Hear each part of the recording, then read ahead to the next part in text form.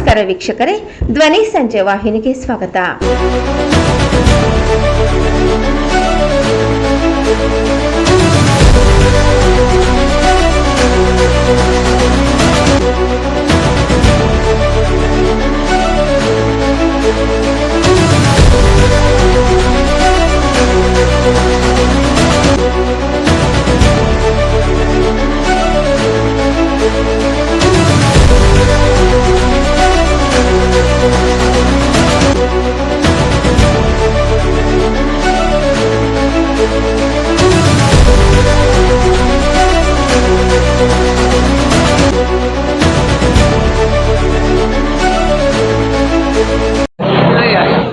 ನಮಸ್ಕಾರ.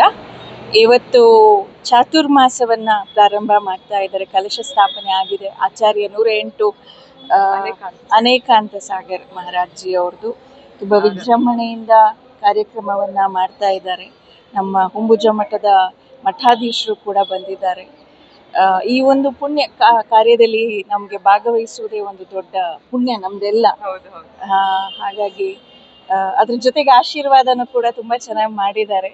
ದೇಶದ ಮೂಲೆ ಮೂಲೆಗಳಿಂದ ಇವತ್ತು ಭಕ್ತಾದಿಗಳು, ಶ್ರಾವಕಿಯರು ಇಲ್ಲಿಗೆ ಬಂದು ಈ ಒಂದು ಸೇವೆಯಲ್ಲಿ ಪಾಲ್ಗೊಂಡಿದ್ದಾರೆ. ಇನ್ನು ಸ್ವಲ್ಪ ಹೊತ್ತಿನಲ್ಲಿ ನಮ್ಮ ಆಕ್ಷನ್ ಸ್ಟಾರ್ಟ್ ಆಗುತ್ತೆ ಕಲಶಗಳದ್ದು. ಈ ಒಂದು ಕಲಶದಲ್ಲಿ ಬರುವಂತಹ ಏನು ದೇಣಿಗೆಗಳಿದೆ ಅದೆಲ್ಲ ಚಾತುರ್ಮಾಸಕ್ಕೆ ಉಪಯೋಗಿಸ್ಕೊಳ್ತಾರೆ.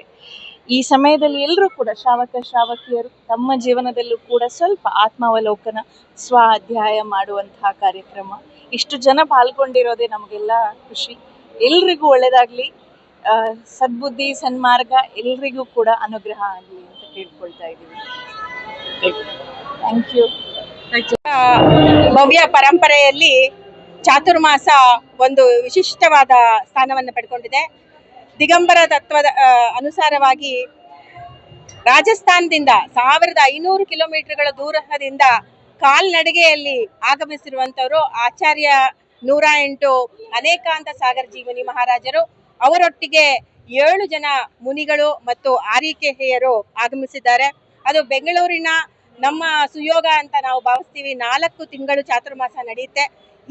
ಇವತ್ತಿನ ದಿವಸ ಭವ್ಯ ಪರಂಪರೆಯ ಅನುಸಾರವಾಗಿ ಚಾತುರ್ಮಾಸದ್ದು ಕಳಶ ಸ್ಥಾಪನಾ ಮಹೋತ್ಸವ ಅಂತ ಹೇಳಿ ಕಾರ್ಯಕ್ರಮವನ್ನ ನಾವು ತ್ಯಾಗಿ ಸೇವಾ ಸಮಿತಿ ಅದರ ಸಂಚಾಲಕರಾಗಿರುವಂತಹ ಧರ್ಮಸ್ಥಳದ ಸುರೇಂದ್ರ ಕುಮಾರ್ ಅವರು ಮತ್ತು ಅನಿತಾ ಸುರೇಂದ್ರ ಕುಮಾರ್ ಅವರ ಸಹಕಾರ, ಅವರ ಮಾರ್ಗದರ್ಶನ, ಆಶೀರ್ವಾದದಿಂದ ನಾವು ಈ ಚಾತುರ್ಮಾಸ ಕಾರ್ಯಕ್ರಮವನ್ನು ಚಕ್ರೇಶ್ವರಿ ಮಹಿಳಾ ಸಮಾಜ ಬೆಂಗಳೂರಿನಲ್ಲಿ ನಡೆಸ್ಕೊಂಡು ಬರ್ತಾ ಇದ್ದೀವಿ.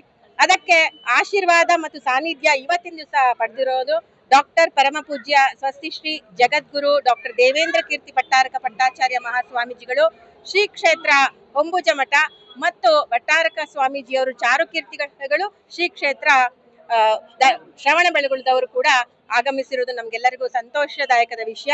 ಇವತ್ತು ಕಳಶದ ಹರಾಜು ಅಂದ್ರೆ ಹೇಗಿರುತ್ತೆ ಇದು ಅಂದ್ರೆ, ಚಾತುರ್ಮಾಸದಲ್ಲಿ ಎಲ್ಲರೂ ಮಂಗಳ ಕಳಶ ಅಂತ ಹೇಳ್ತಾರೆ.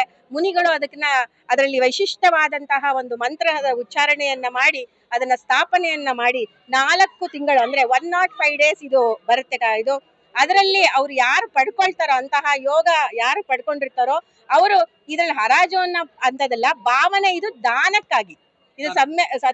ಇದು ದಾನ ಮಾಡುವುದು ಮತ್ತು ದಾನದ ಒಂದು ಕ್ರಿಯೆ. ಇದೆಲ್ಲರಿಗೂ ನಮ್ಮಲ್ಲಿ ದಾನನೇ ತ್ಯಾಗ, ದಾನಕ್ಕೆ ವಿಶಿಷ್ಟವಾದ ಒಂದು ಸ್ಥಾನವನ್ನ ಕೊಟ್ಟಿರುವಂತಹ ಈ ಧರ್ಮದಲ್ಲಿ ಯಾರು ಪಡ್ಕೊಂಡು ಮುನಿಗಳಿಗೆ ಆಹಾರ ಇರ್ಬೋದು, ವಿವಿಧ ಇದು ಆಹಾರ ತ್ಯಾಗದ ಇದರಲ್ಲಿರುವ ಸೇವಾ ಕಾರ್ಯಗಳಿಗಾಗಿ ಈ ಧನರಾಶಿಯನ್ನ ಅವರು ತಮ್ಮ ದಾನದ ಮುಖಾಂತರ ನೀಡ್ತಾರೆ. ಹಾಗಾಗಿ ಇವತ್ತು ಕಳಶ ಸ್ಥಾಪನೆಯ ಕಾರ್ಯಕ್ರಮ ನಮ್ಮ ಕರ್ನಾಟಕ ಜೈನ್ ಅಸೋಸಿಯೇಷನ್ ಅಲ್ಲಿ ತುಂಬಾ ಚೆನ್ನಾಗಿ ನಡೆದಿದೆ. ಸ್ವಾಮೀಜಿಗಳು ಆಶೀರ್ವಚನ ನೀಡ್ತಾರೆ, ಇನ್ನು ಇದೆ, ನೀಡ್ತಾರೆ, ಪ್ರವಚನ ಇದೆ. ನಮ್ಮಲ್ಲಿ ಕಳಶದ ಮಟ್ಟ ಅಂತ ನಾವೇನು ಮಾಡ್ಕೊಂಡಿಲ್ಲ. ಜನಗಳಿಗೆ ಎಲ್ಲರೂ 1 ರೂಪಾಯಿ ಕೊಟ್ರು ದಾನನೇ, ಕೋಟಿ ಕೊಟ್ರು ದಾನನೇ. ಸೊ ಹಾಗಾಗಿ ಎಲ್ಲರೂ ಈ ಮಳೆಗಾಲದ ಈ 4 ತಿಂಗಳುಗಳು ಬಹಳ ವಿಶೇಷವಾಗಿರುವಂಥದ್ದು. ಒಂದು, ಈ ಭೂಮಿ ಹದವಾಗಿ ಕೃಷಿ ಚಟುವಟಿಕೆಗಳು ಪ್ರಾರಂಭವಾಗಿ ಮನುಷ್ಯನಿಗೆ ಬೇಕಾದಂಥ ಅನ್ನ ಆಹಾರಗಳ ಒಂದು ಉತ್ಪತ್ತಿಗೆ ಕಾರಣವಾದಂಥ ದವಸ ಧಾನ್ಯಗಳ ಒಂದು ಅಂಕುರ ಅಥವಾ ಮೊಳಕೆ ಹೊಡೆಯುವಂಥ ಒಂದು ಸಂದರ್ಭ. ಆ 4 ತಿಂಗಳಲ್ಲಿ ಬೆಳೆ ಬಂದು ಫಸಲು ಬಂದು ಮನುಷ್ಯನ ಜೀವನಕ್ಕೆ ಬೇಕಾದಂಥ ಆಹಾರಗಳು, ಪ್ರಕೃತಿಯ ಎಲ್ಲ ಪ್ರಾಣಿ ಪಕ್ಷಿಗಳಿಗೆ ಬೇಕಾದಂಥ ಆಹಾರಗಳು ತಯಾರಾಗ್ತವೆ.